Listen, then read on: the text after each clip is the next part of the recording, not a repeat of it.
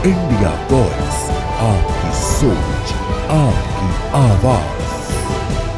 नमस्कार, आपका बहुत स्वागत है इंडिया वॉइस पे। मैं हूं आपके साथ समृद्ध मिश्रा। वक्त हो चला है खबर झारखंड का। तो बुलेटिन की शुरुआत करते हैं पहली खबर के साथ।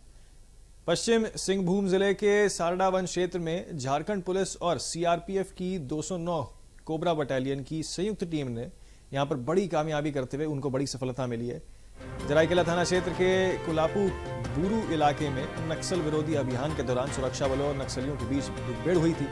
मुठभेड़ के बाद की गई तलाशी में 2 SLR राइफल, एक 3.3 राइफल, 37 AK-47 कारतूस और 78 SLR कारतूस, 130 कारतूस, जेलिटेन IED detectors, radio set, 2 laptop समेत भारी मात्रा में नक्सली सामग्री जो है वो बरामद की गई है। सूत्रों के अनुसार कुछ स्थानों पर खून के निशान भी मिले हैं, जिससे आशंका जताई जा रही है कि नक्सली घायल हुए होंगे।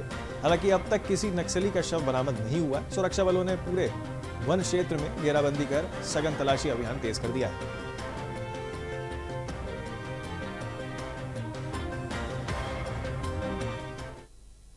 चाईबासा जिला मुख्यालय स्थित ब्लड बैंक में पिछले कई दिनों से रक्त की भारी किल्लत जो है वो देखने को मिल रही है और लगातार बनी हुई है।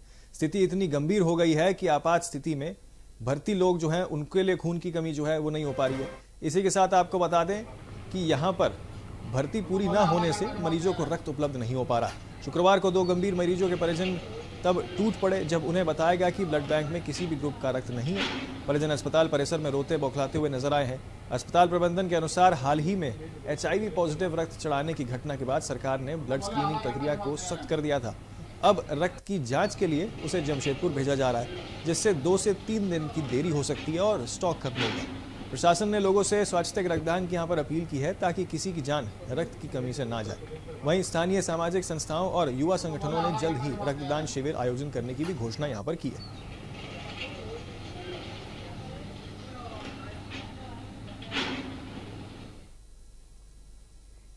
तो अगली खबर का रुख करते हैं। घाटशिला उपचुनाव के बीच अब यहां का युवा छात्र वर्ग झारखंड सरकार से नाराज नजर आ रहा है। आपको बता दें, छात्रों का कहना है कि वे मेहनत और लगन से JSSC CGL परीक्षा की तैयारी करते हैं, लेकिन बार बार पेपर लीक होने की घटनाओं से उनका मेहनत बेकार चली जाती है और उनका मनोबल टूट जाता है। इस मामले के बाद परीक्षाएं या तो रद्द कर दी जाती हैं या फिर उन्हें फिर से रोक दिया जाता है।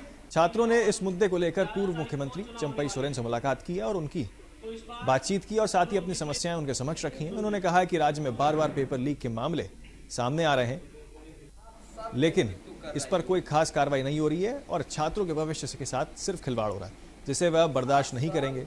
युवाओं ने चेतावनी दी है कि यदि स्थिति नहीं सुधरी तो वे उग्र आंदोलन करने को मजबूर हो जाएंगे। वाली है बीजेपी तो रेस से ही बाहर हो चुकी है, मतलब इलेक्शन से पहले ही। और यही कहना चाहते हैं, जिस हमारे माननीय मुख्यमंत्री का जो काज है, हम लोग काम का दम पे वोट मांग रहे हैं और यहाँ का जनता का जिस तरह से जन सैलाब उमड़ा, इससे आप लोग को भी, मीडिया बंधु को भी पता चल चुका होगा जो मतलब जीत किसके होने वाली है। उसको तो मतलब भीड़ जुटाने के लिए मतलब संघर्ष करने पड़ रहा है। मतलब सरायकेला से, उड़ीसा से, बंगाल से उसको मतलब भीड़ जुटाने के लिए आदमी आना पड़ रहा है। हम लोग का जितना भी मैया सम्मान योजना से लेकर ही तक जितना सरकारी योजना गांव-गांव में चल रही है, इसको देखते हुए मैया का जनसैलाब बेगर पैसा, बेगर एक अपना व्यवस्था से खर्चा कर करके हम लोग के बीच में आने का काम कर रही महिला। तो लग रहा है कि आपके प्रत्याशी जीत पाएंगे? हमारे पास जीत रहे, रिकॉर्ड तोड़ वोट से ऐतिहासिक जीत होगी। और यहाँ का जो 2 बार चुनाव लड़े प्रत्याशी का, उसका जमाना जब्त होगी और उसका राजनीति देहांत झारखंड घाटशिला विधानसभा से उन लोग का राजनीति वध होने वाली है। स्थिति परिस्थिति से ऐसा किसी को जो जानकारी नहीं है, ये ऐसा बात नहीं है कि अभी हर किसी को ये पता है कि झारखंड का स्थिति किस तरह से है, छात्रों की स्थिति किस तरह से है, किस तरह से छात्रों की जो स्थिति गुजार रही है, हर किसी को वकील है। तो हम सभी छात्रों का बस यही दुख और दर्द है कि झारखंड सरकार जिस तरह से हम सभी छात्रों के साथ जो धोखाधड़ी कर रहा है वैकेंसी के मामले में, तो ये कतई हम सभी छात्रों ये बर्दाश्त नहीं करेंगे। अगर इस तरह से अगर हम सभी छात्रों के लाइफ के साथ अगर खिलवाड़ करेगी तो हम सब लोग भी चुप रहने वाला नहीं है। हम सब लोग भी तन मन धन के साथ अभी हम लोग झारखंड के गोड्डा जिले से सनसनीखेज मामला सामने आया है। पति से झगड़ा, फिर रहस्य में गुमशुदगी। इसके बाद जो है यहाँ पर अब शव को जो है वो कुएं से बरामद किया गया है। क्या कागज ने खुद अपनी जान ली, ये एक बड़ा सवाल है, या किसी ने रची है उसकी मौत की साजिश? ये एक काफी बड़ा सवाल इस वक्त बना हुआ है। मामला गोड्डा जिले के महागामा थाना क्षेत्र के बागजोरी गांव का बताया जा रहा है। यहां उस वक्त हड़कंप मच गया जब घर के पीछे बने कुएं से एक महिला का शव देखा गया। मृतका की पहचान काजल कुमारी के रूप में हुई है, जो 5 नवंबर से लापता थी। बताया जा रहा है कि काजल का अपने पति मिथुन भगत से झगड़ा हुआ था। मिथुन के मुताबिक वह अपनी मां को छोड़ने गया था, वापस लौटा तो पत्नी नाराज थी, झगड़ा हुआ और फिर वह घर से चली गई। इसके बाद काजल की कोई खबर नहीं मिली थी। सुबह जब कुएं में शव दिखा तो गांव में सनसनी फैल गई। महागामा थाना क्षेत्र प्रभारी मनोज कुमार पाल और एएसआई रोमा कुमारी टीम ने यहां पर जो है मौके का यहां पर मुआयना लिया और शव को पोस्टमार्टम के लिए भेज दिया। काजल की शादी 2023 में मिथुन से हुई थी। आपको बता दें कि दोनों का 1 साल का छोटा सा बच्चा भी है। अब पूरा परिवार सदमे में है। कुएं से निकली ये लाश कई सवाल अपने आप में खड़ा कर रही है कि क्या यह आत्महत्या का मामला है या फिर किसी ने सोची समझी साजिश रच के कत्ल को अंजाम दिया।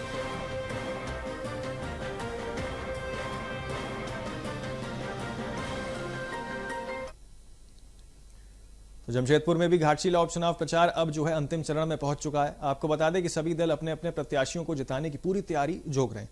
इसी क्रम में धनबाद निरसा विधायक अरुण चटर्जी घाटशिला पहुंचे, जहां उन्होंने मुख्यमंत्री हेमंत सोरेन के बयान का बचाव करते हुए कहा कि हेमंत सोरेन ने प्रत्याशी को बेल नहीं कहा, बल्कि ये बताया कि वह उनकी पार्टी के काबिल सिपाही हैं जो आज चुनावी मैदान में डटे हुए हैं। वहीं स्थानीय जेएमएम नेताओं ने जनता से अपील करते हुए कहा कि झामुमो की सरकार ने राज्य में विकास और जनता के अधिकार के लिए काम किया है। उन्होंने विश्वास जताया कि जनता भाजपा की कार्यशैली से नाराज है और इस बार जेएमएम प्रत्याशी सोमेश सोरेन की जीत तय है। बहुत ही सीनियर लीडर थे, बहुत मृदुभाषी थे, हमेशा झारखंडियों के लिए सोचे हैं और सोमेश जी एक एडुकेटेड और मृदुभाषी व्यक्ति हैं। हम आशा करते हैं उनकी सोच जो है रामदास जी से भी आगे रहेगी, यहाँ की डेवलपमेंट को वो आगे ले जा सकें या अच्छा नेतृत्व दे सकें। इसलिए सोमेश जी को आप जिताइए। हम तमाम लोग, पूरी झारखंड सरकार, पूरी महागठबंधन की सरकार जो है यहाँ की डेवलपमेंट के लिए हम लोग हमेशा काज करें। अब कंपेयर मत कीजिए किसी को भी। सबसे बड़ी बात है, पिछला चुनाव में विधानसभा का जो चुनाव हुआ 2024 में आप देखे होंगे, सारा देश का स्टार प्रचारक आ गया था। हमारा 2 ही स्टार प्रचारक था, हेमंत सोरेन जी और कल्पना सोरेन जी, सबको वापस करवा दिया। इसीलिए आज हम आपको साथ बता सकते हैं कि ये चुनाव में हमारा साथ किसी का कंपटीशन नहीं है। भीड़ होना नहीं होना अलग बात है, बट सोमेश जी भारी मतों से जीत रहे हैं और रामदास दा का जो सपना है उस सपना को साकार करेंगे। पिछले बार का अंतर से बढ़ेगा, अंतर तो बढ़ेगा ही, अंतर बढ़ेगा ही। सबसे बड़ी बात क्या है ना जानते हैं कि आज झारखंड मुक्ति मोर्चा में जो मुख्यमंत्री का रूप में हमारा चौपाईदा को बनाया गया था, कितना बड़े दिल करके हेमंत सोरेन जी और हमारे शिबू सोरेन जी आज बीच नहीं है, कितना बड़े दिल करके चौपाईदा को बनाए थे। क्या उनके पास कैंडिडेट की कमी था? कल्पना मैडम नहीं थी क्या? क्या उनका बेटा बसंत सोरेन जी नहीं थे? लेकिन फिर भी चौपाई सोरेन जी को जो है वहाँ का झारखंड का मुख्यमंत्री बनाए थे ताकि हमारा उनको सम्मान मिल सके। लेकिन ऐसा सम्मान पाने वाला व्यक्ति जो है ना, गद्दारी देने का काम किया है और झारखंड मुक्ति मोर्चा छोड़ करके बीजेपी के झोली में बैठा है। गिरिडीह जिले के गांवा अंचल के अंतर्गत आमझर क्षेत्र में अवैध पत्थर खनन का खेल खुलेआम जारी है। आपको बता दें, पिछले 5 वर्षों से पत्थर माफिया प्रशासन के नाक के नीचे पहाड़ी का सीना चीरकर खनन कर रहे हैं। वर्ष 2021 में मेसर्स श्री कत्यानी के नाम से 5 वर्षों के लिए लीज को जो है इस पे लिया गया था, लेकिन असली खनन उस वक्त उजागर हुआ जब 2 किलोमीटर दूर पहाड़ पर किया जा रहा था। पत्थर माफियाओं का मनोबल इतना बढ़ गया है कि वे पूरे पहाड़ को खोद चुके हैं। कई बार जांच हुई, लेकिन अधिकारियों और माफियाओं की मिलीभगत से कार्रवाई फाइलों में ही रह गई। सवाल ये उठता है कि आखिरकार प्रशासन किसके दबाव में है? क्या इसमें किसी राजनीतिक दल या प्रभावी नेता का हाथ है?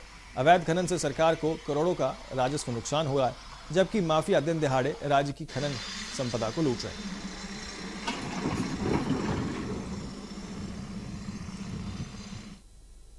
जमशेदपुर में भाजपा के वरिष्ठ नेता और पूर्व केंद्रीय मंत्री अर्जुन मुंडा ने प्रेस वार्ता कर झारखंड सरकार पर जमकर निशाना साधा है। उन्होंने कहा कि राज्य अपनी 25वीं वर्षगांठ मना रहा है, लेकिन सरकार अपने पूर्वजों और झारखंड की आत्मा को भूलने में कोई कसर नहीं छोड़ रहा। उन्होंने झारखंड सरकार और खासतौर पर हेमंत सोरेन के ऊपर कई सारे आरोप लगाए हैं, जहां उन्होंने साफ तौर पर कहा है कि सरकार अपने पूर्वजों और झारखंड की आत्मा को भुलाने का काम कर रही है। अर्जुन मुंडा ने कहा कि भगवान बिरसा मुंडा की 150वीं जयंती भारत सरकार पूरे सम्मान के साथ मना रही है, जबकि झारखंड सरकार ने उनके योगदान को भुला दिया। उन्होंने कहा कि राज्य में संसाधनों की लूट मची हुई है, जनजातीय समाज मुकदमों में फंसे हुए हैं और माफिया गिरोह तेजी से बढ़ रहे हैं। उन्होंने आरोप लगाया कि प्रशासन में भ्रष्टाचार चरम पर है और सरकार हर मोर्चे पर विफल साबित हो रही है। अर्जुन मुंडा ने कहा कि अब वक्त आ गया है कि जब झारखंड के युवाओं को अपने राज्य के भविष्य के लिए जिम्मेदारी निभानी होगी। सुनिए। झारखंड प्रदेश जो इस समय 25 साल की यात्रा पूरा कर रहा है, और यदि हम ये कहें कि 2000 में जिस शिशु का जन्म हुआ वो 25 साल का हो चुका है। आपके परिवार में, राज्य में तमाम जो कोई भी नागरिक जिसके घर में ऐसे शिशु का आगमन हुआ है वो 25 वर्ष का हो गया है, तो आप समझ सकते हैं कि उस 25 वर्ष के युवा या युवती की भूमिका क्या होना चाहिए और राज्य को बनाने के पीछे उस युवक और युवती के प्रति हमारी प्रतिबद्धता कैसे होनी चाहिए थी। चलिए फिलहाल जो है एक बहुत छोटे से ब्रेक के लिए रुक रहे हैं, आप बने रहिए इंडिया वॉइस के साथ। तो ब्रेक के बाद जो है फिर एक बार आपका स्वागत है। आगे बढ़ते हैं बाकी खबरों की ओर। राजनगर चाईबासा मुख्य मार्ग पर शनिवार दोपहर करीब 1:30 बजे एक दर्दनाक हादसा हो गया। बांकसाई के पास एक तेज रफ्तार ट्रेलर ने पीछे से बाइक सवार युवक लालटू को टक्कर मार दी, जिससे उसकी मौके पर मौत हो गई। ट्रेलर चालक घटना के बाद फरार हो गया। प्रत्यक्षदर्शियों के मुताबिक ट्रेलर राजनगर से चाईबासा की ओर जा रहा था और उसी दिशा में बाइक सवार को पीछे से टक्कर लगी। हादसे के बाद बाइक दूर तक जाकर घिसटती हुई नजर आई है। घटना की जानकारी मिलते ही राजनगर थाना पुलिस मौके पर पहुंची, लेकिन इसी बीच आक्रोशित ग्रामीणों ने सड़क को जाम कर दिया। उन्होंने मृतक के परिजनों को मुआवजा देने और सड़क पर अनियंत्रित भारी वाहनों के आवागमन को नियंत्रित करने की मांग यहां पर उठाई है।